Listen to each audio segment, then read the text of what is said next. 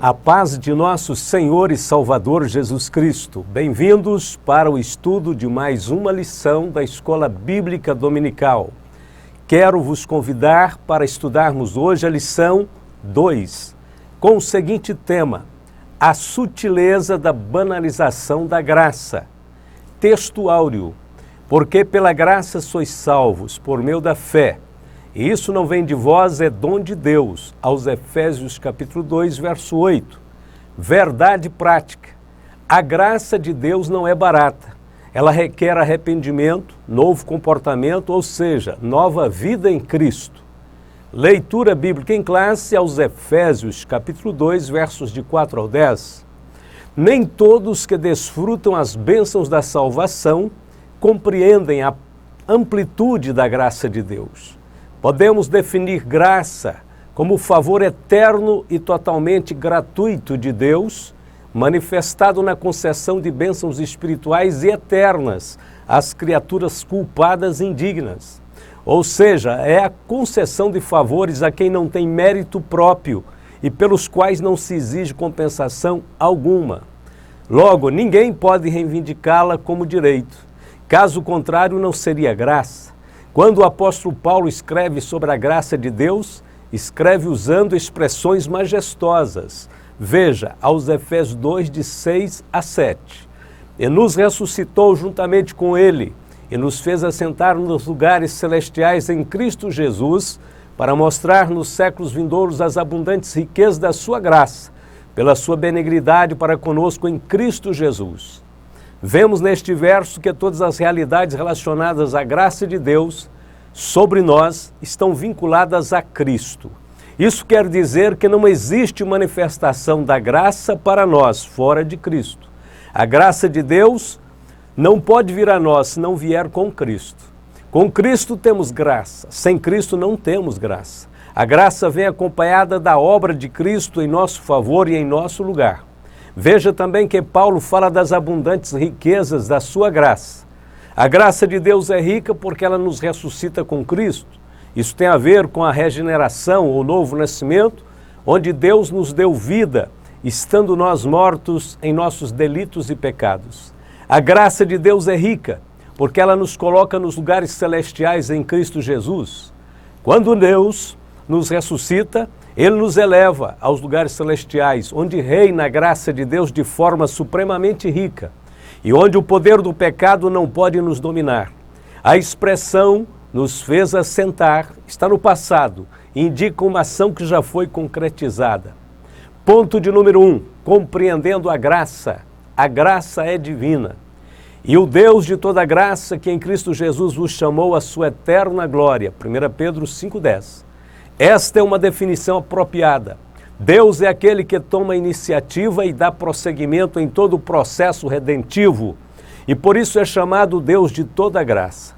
O trabalho do Senhor Jesus Cristo foi de manifestar essa graça aos homens, e todos nós recebemos também da sua plenitude com graça sobre graça, porque a lei foi dada por Moisés, a graça e a verdade vieram por Jesus Cristo. João capítulo 1, verso 16 e 17.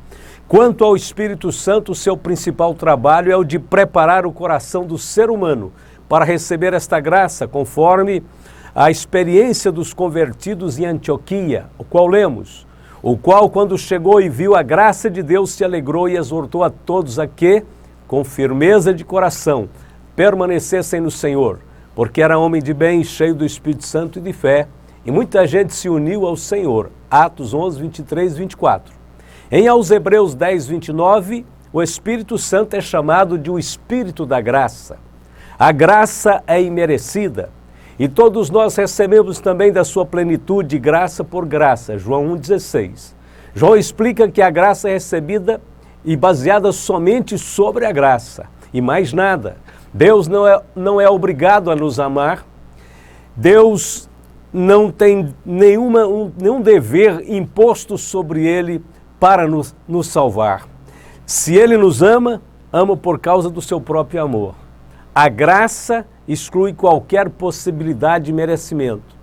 Tudo o que acontece no âmbito da salvação só pode ser explicado pelo favor imerecido de Deus.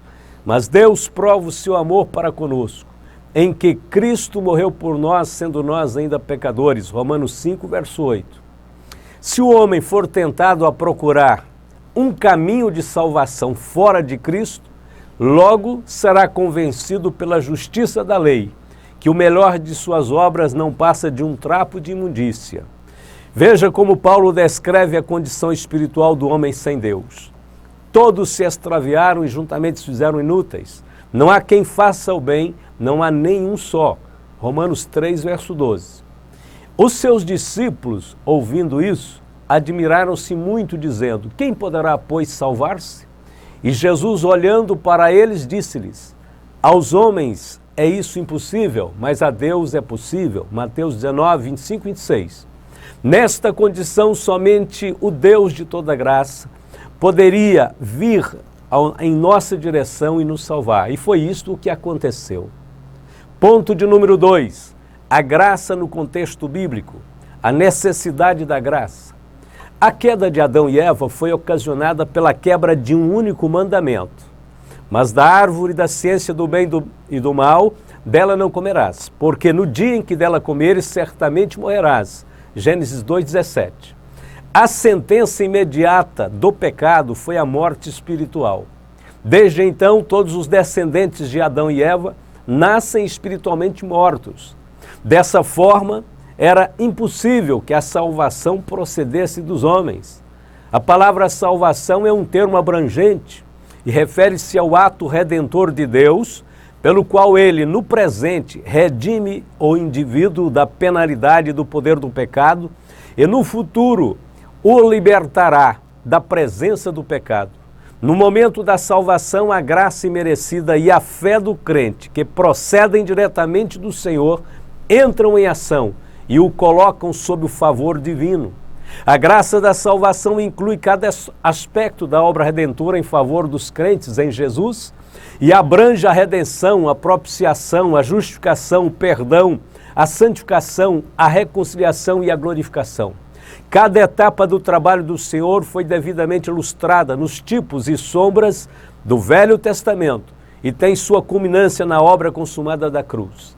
A história da redenção só foi possível mediante a manifestação da livre e soberana graça de Deus, porque todos pecaram e destituídos estão da glória de Deus, sendo justificados gratuitamente pela graça, pela redenção que há em Cristo Jesus. Romanos 3, 23 e 24. De acordo com as Sagradas Escrituras, a fé é fruto da graça divina sobre os homens. É a graça de Deus atuando na vida do homem que o capacita a ter fé. Não podemos desassociar a graça da fé. Sem a graça divina é impossível crer em Cristo, conforme lemos. Querendo ele percorrer a Acaia, animaram-no os irmãos e escreveram aos discípulos para o receberem. Tendo chegado, auxiliou muito aqueles que, mediante a graça, haviam crido. Atos 18, 27. Mesmo que Apolo fosse um grande e eloquente pregador, que se esforçava para convencer publicamente as pessoas por meio das Escrituras, era absolutamente necessário que a graça operasse, a fim de que as pessoas pudessem crer. Não existe fé sem a graça. Não há meio para obter a fé se não for através da graça, porque vos foi concedida a graça de padecerdes por Cristo e não somente de crerdes nele. Filipenses 1, 29. A santificação também é obra da graça. Apesar de muitos crentes acharem que a santificação é algo que o crente pode produzir sozinho, de fato, não pode. A santificação é uma obra que Deus faz em nós. O mesmo Deus de paz vos santifique em tudo, e o vosso espírito e a alma e corpo sejam plenamente conservados e irrepreensíveis na vinda de nosso Senhor Jesus Cristo. Fiel é o que vos chama, o que também o fará. 1 aos Tessalonicenses 5, 23 e 24. A graça de Deus nos aperfeiçoa, ou seja, vai nos tornando maduros para a vida cristã semelhantes ao Senhor Jesus Cristo. A graça de Deus promete firmar-nos, ou seja, Deus nos fará seguros na luta contra o inimigo. É pela graça que o crente nunca apostatará da fé, mas permanecerá firme na doutrina do Senhor. não desprezará a boa consciência firmada na palavra e nem irá naufragar na fé. A graça de Deus nos fortifica. Em tempos de conflitos teológicos e espirituais, precisamos não apenas de firmeza, mas de constante fortalecimento. Geralmente perdemos nossas energias contra os ataques desgastantes do inimigo. Mas Paulo já afirmou que o poder de Deus se aperfeiçoa na fraqueza. A graça de Deus promete fortalecer-nos. Toda a obra de santificação está firmada na obra de Cristo, que nos é transmitida através de sua palavra.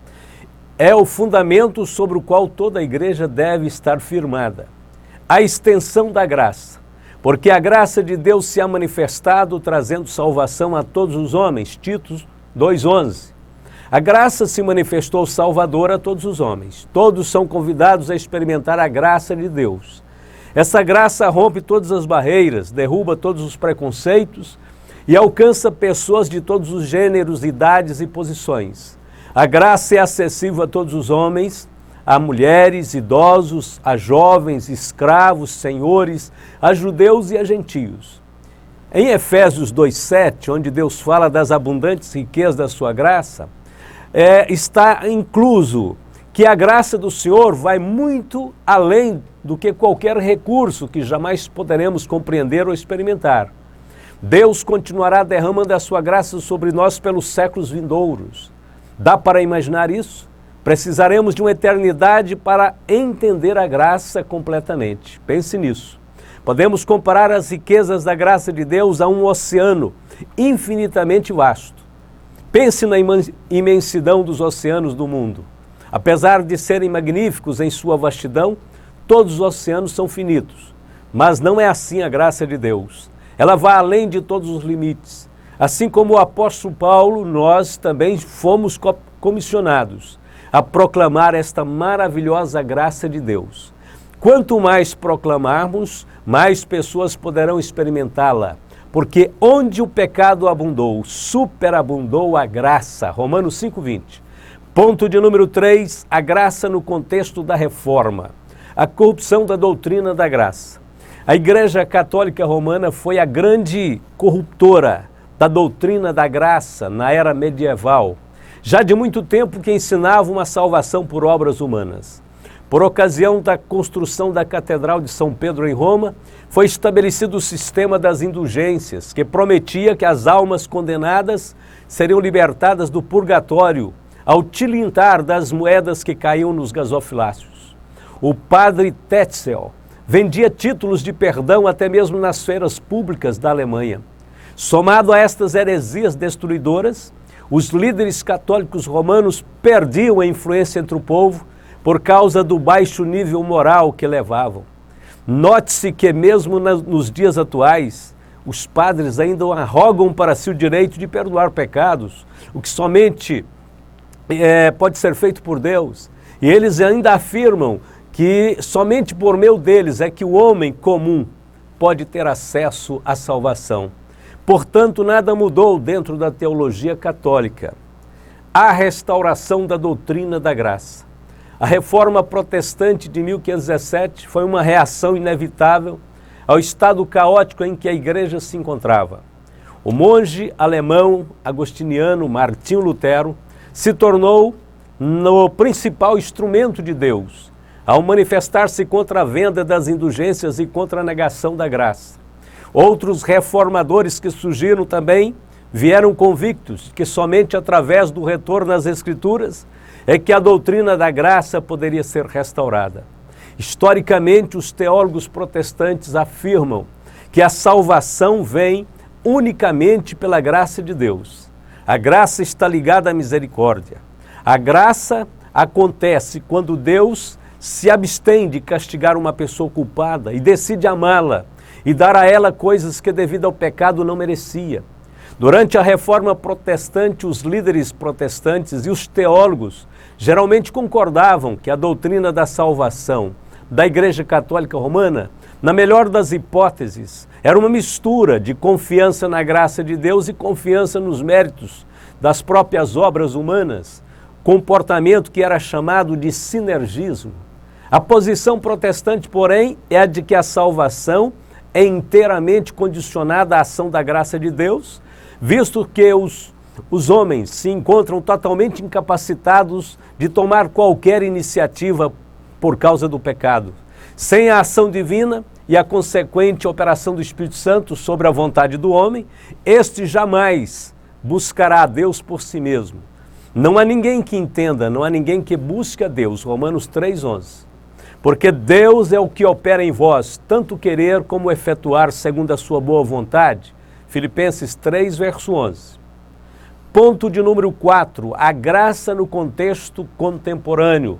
A graça barateada, porque se introduziram alguns que já antes estavam inscritos para este mesmo juízo.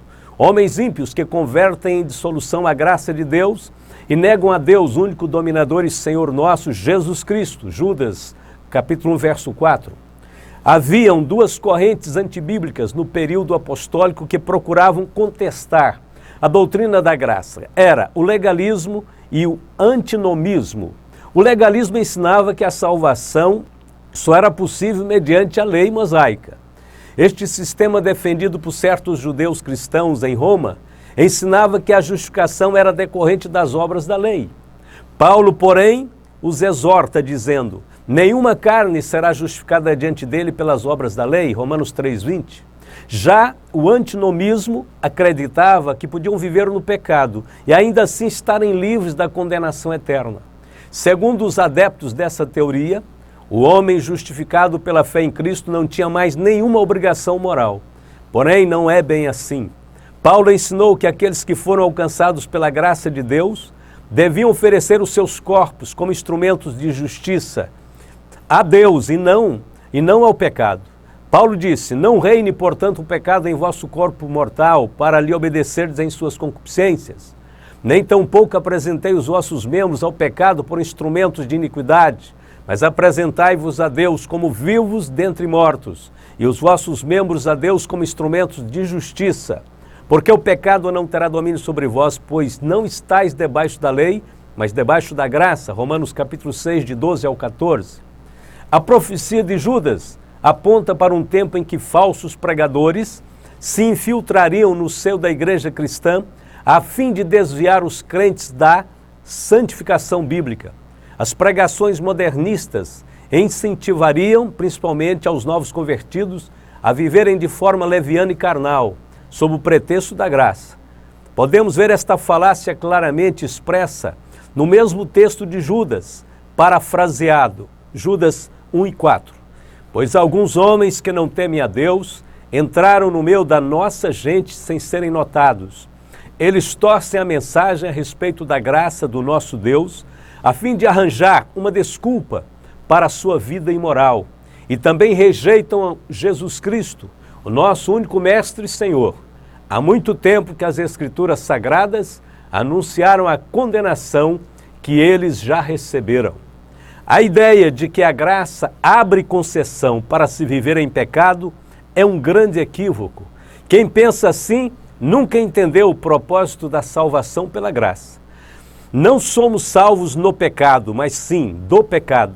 A mesma graça que aceita o pior dos pecadores também opera a transformação moral e espiritual daqueles a quem ela aceita.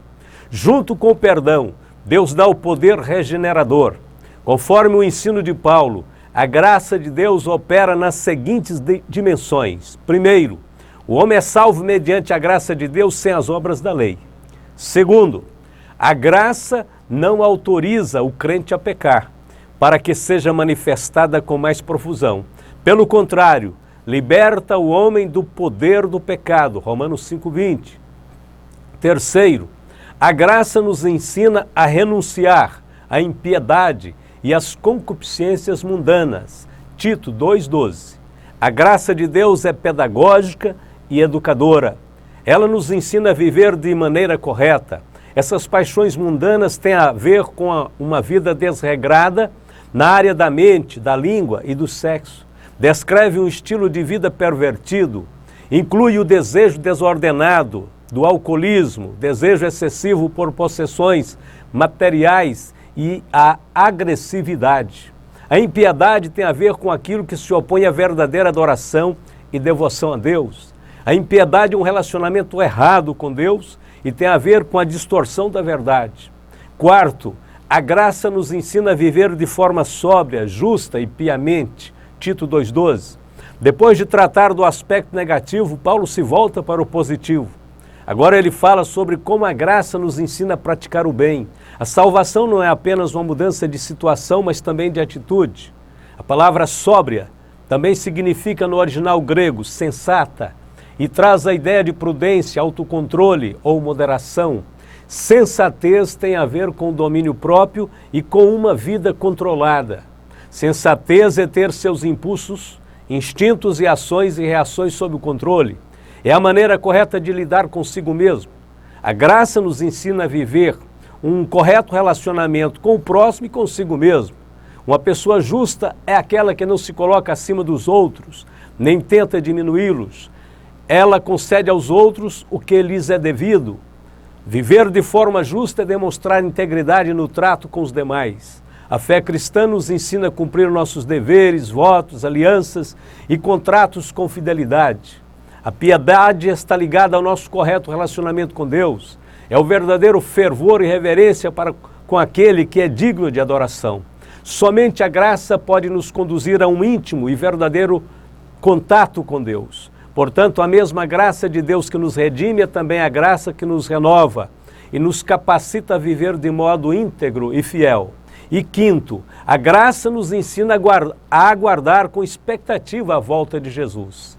Aguardando a bem-aventurada esperança e o aparecimento da glória do grande Deus e nosso Senhor Jesus Cristo, o qual se deu a si mesmo por nós, para nos remir de toda a iniquidade e purificar para si um povo seu, especial, zeloso de boas obras. Tito 2, 13 e 14. O valor da graça. Por preço fostes comprados, não vos torneis escravos de homens. 1 Coríntios 7, 23. Duas coisas precisam ser observadas neste texto. Primeiramente, a voz passiva do verbo grego, indicando que alguém pagou o preço da nossa redenção. Segundo, que a ação já foi concluída. Agora precisamos levar em consideração que a salvação é dada gratuitamente a todos os que creem. Porém, ela custou o altíssimo preço do sangue de Cristo. Ele foi constituído o nosso único e suficiente e eterno Salvador, e nada mais precisa ser acrescentado. Sua obra é única, perfeita e eterna. Vamos para a conclusão desta lição.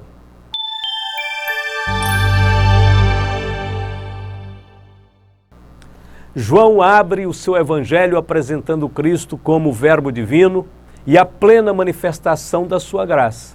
A encarnação do Verbo tornou possível o nosso acesso a essa fonte inesgotável de poder e renovação espiritual.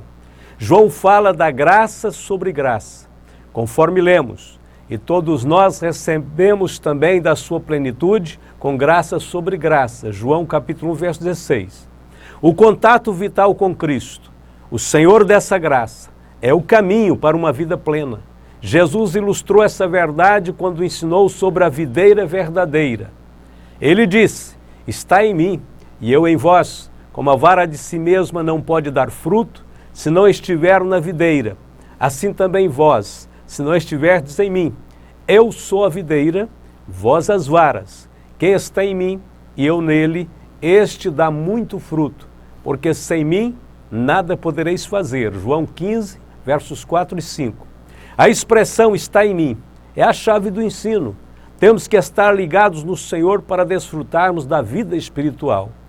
O exemplo dos galhos da videira revela que a vida de Cristo se manifesta através dos frutos.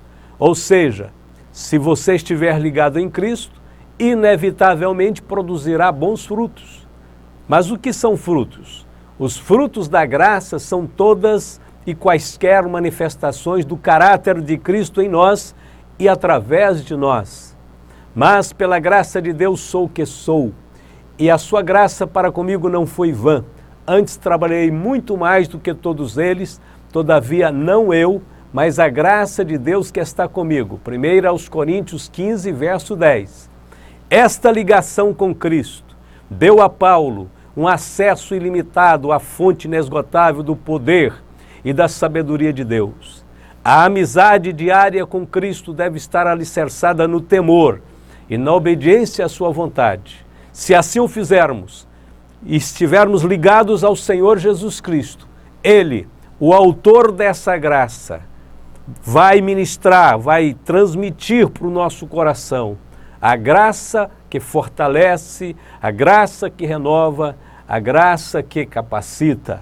Devemos estar associados a Ele como a vara está associado ao tronco da videira. Fazendo assim, desfrutaremos da graça de Deus numa plenitude inesgotável, que ninguém talvez possa já ter desfrutado de uma forma tão plena. Então, assim que o Senhor nos capacite a ter essa entrega, a fazer essa entrega, a caminhar em direção a esta associação, a esta comunhão íntima com o Senhor. Que Deus abençoe a todos, que todos possam ter maravilhosas aulas da Palavra de Deus, com suas classes, com seus alunos. Que Deus abençoe a igreja, os pastores, todos os nossos professores e irmãos, em nome de Jesus. Agradeçamos a Deus. Querido e maravilhoso Pai Celestial, obrigado, Senhor, pela Tua graça. Nós reconhecemos a grandeza, a sublimidade desta graça. Queremos estar, Senhor, numa dependência completa e total do Senhor e da Sua graça. Sabemos que é por ela que nós cremos, que nós amamos, que nós perdoamos, que nós temos entendimento espiritual. Pela Tua graça, Senhor, nossa vida é renovada, é vivificada a cada dia. Obrigado, Senhor, abençoe a todos, fique conosco, não somente hoje, mas sempre. Oramos em nome de Jesus. Amém e amém.